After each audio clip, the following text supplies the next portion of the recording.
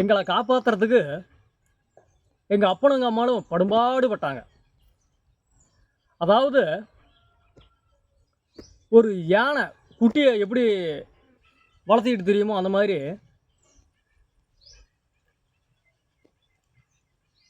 எங்களை பாடுபட்டு வளர்த்துனாங்க.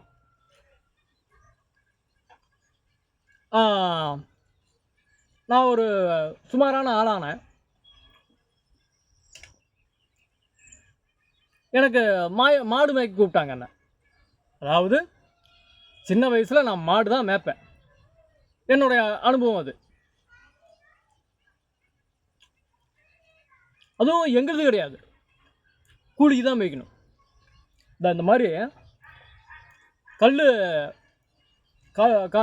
கல் கட்டு மாதிரி செஞ்சு வச்சுருவாங்க. அதெல்லாம் மாடுலாம் இருக்கும். ஆனால் அந்த புலி நடமாட்டம், குரங்கு, நிறைய அது இதெல்லாம் தொந்தரவு இருக்கும் இல்லையா.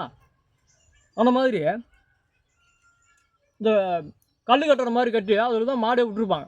பட்டிக்கிட்டிலாம் எல்லாம் பிரித்து மேய்ச்சி இப்படி போயிடும் நம்ம புளியா கிளியா அந்த மாதிரி.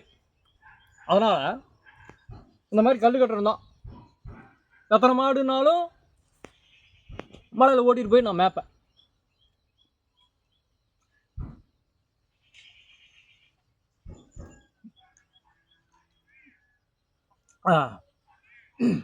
அப்புறம் யார் குழம்பு அருப்பா வச்சது? நல்லா இருக்குப்பா, நல்லா இருக்கு. யார் அந்த பையனா? புது பையன் தானே? சரி சரி.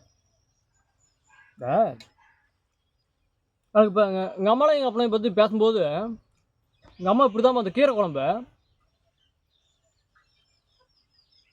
நெக்கிரி கிண்டும். எங்கள் அம்மா ஆயாவும் அதே மாதிரி தான். நெக்கிரி கிண்டுச்சுன்னா அவ்வளோ அற்புதமாக இருக்கும். அந்த மாதிரியே அந்த பையன் பண்ணியிருக்கிறான். அவனை வர சொல்.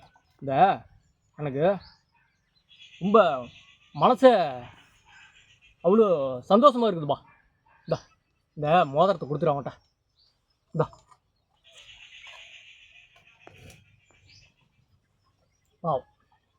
ஏதோ பிள்ளை குட்டிக்கு உதவிட்டு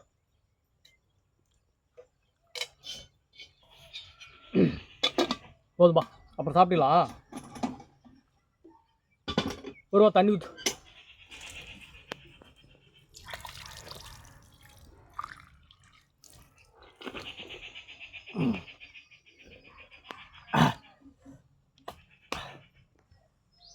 சரி, இனிமேல் இந்த இடத்துல இருக்கிறதெல்லாம் நல்லதில்லைப்பா.